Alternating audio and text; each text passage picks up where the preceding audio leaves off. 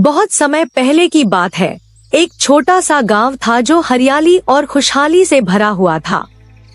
इसी गांव में किशन नाम का एक गरीब और सीधा साधा किसान रहता था, जो गांव के एक बड़े जमींदार के यहाँ दिन रात मजदूरी करता था।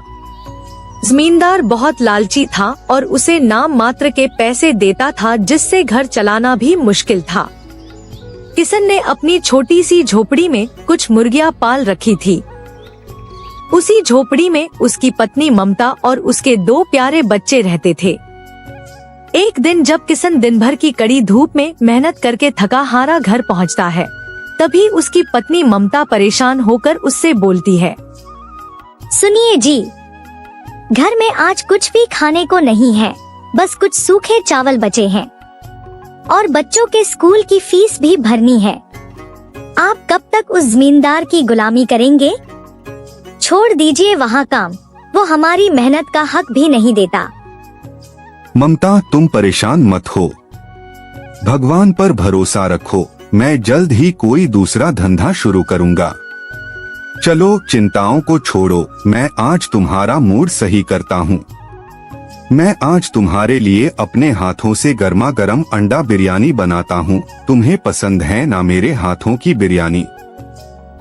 किशन घर के एक कोने में चूल्हा जलाता है और बड़े प्यार से अंडा बिरयानी बनाना शुरू करता है।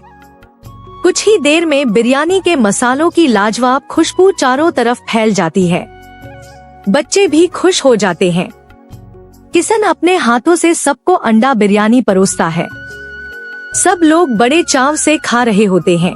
तभी खुशबू सूंघते हुए पड़ोस की एक बूढ़ी दादी वहां आती है। किशन आदर से उन्हें भी एक प्लेट अंडा बिरयानी देता है। लीजिए दादी, खाकर बताइए कैसी बनी है बिरयानी? वाह किशन, तुम्हारे हाथों में तो सचमुच जादू है, गजब का स्वाद है। बेटा, तुम उस जमींदार के यहाँ अपनी जिंदगी क्यों बर्बाद कर रहे हो? तुम अपना खुद का काम क्यों नहीं शुरू करते? तुम गांव के चौराहे पर अंडा बिरयानी का एक ठेला लगा लो। गांव के लोगों को तुम्हारे हाथ का स्वाद वैसे भी बहुत पसंद आएगा और तुम्हारी गरीबी भी दूर हो जाएगी।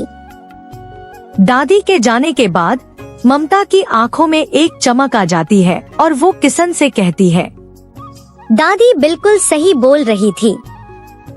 आपको वैसे भी नया धंधा शुरू करना था, तो क्यों ना आप अंडा बिरयानी का ही ठेला लगाएं? हमारे घर में मुर्गियां तो हैं ही, तो अंडे भी मिल जाएंगे। हम सस्ती और सबसे स्वादिष्ट बिरयानी बेचेंगे, लोग हमारे पास दौड़ते हुए आएंगे। ठीक है ममता, तुम्हारी और दादी की बात मुझे समझ आ गई है। मैं कल ही जमींदार से अपने बाकी के पैसे लेकर ये ठेला लगाऊंगा। अब हम किसी की गुलामी नहीं करेंगे। अगले दिन किसान गांव के बाजार में एक सुंदर सा ठेला लगाता है, जिस पर बड़े बड़े अक्षरों में लिखा होता है, मात्र 10 रुपए की अंडा बिरयानी। ठेले से बिरयानी की खुशबू जैसे ही चारों तरफ फैलती है, खुशबू सूंघकर गांव का एक लड़का सबसे पहले वहां आता है। भैया, इतनी सस्ती बिरयानी दे रहे हो, खाने में अच्छी और ताज़ा तो होगी ना? भैया, बिल्कुल ताज़ा और साफ सुथरी है।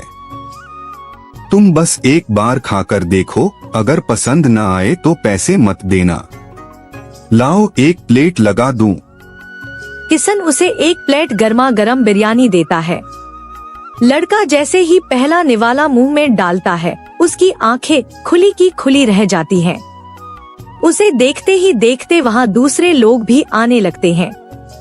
इतनी सस्ती और ऊपर से इतनी स्वादिष्ट बिरयानी खाकर लोग दीवाने हो जाते हैं।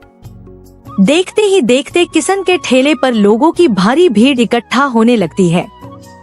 अपनी मेहनत को रंग लाते देख किसान की आंखों में एक उम्मीद की नई किरण जग जाती है। अब वो जमींदार का गुलाम नहीं, बल्कि खुद के दम पर कमाने वाला एक खुशहाल इंसान था।